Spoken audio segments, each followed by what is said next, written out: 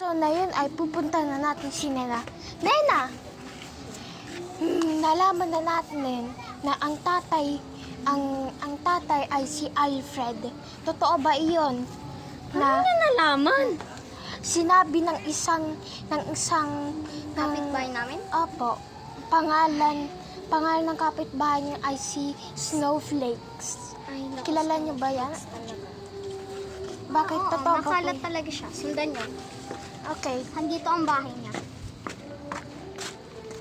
Diyan ang bintana niya. So, dito po siya nakatira. Opo. So, what about Alfred? Totoo ba yun? Na siya ang tatay? Pero sinabi niyo po na hindi po kayo buntis. Ano ang Para lang po hindi masasabi? ma-expose. So, buntis ka talaga. Ay, halangan man hindi. Yes. Ilang months ka na? Wala pa. Maliit pa lang. Okay po. Ibubroadcast bye-bye. Sige po, bye.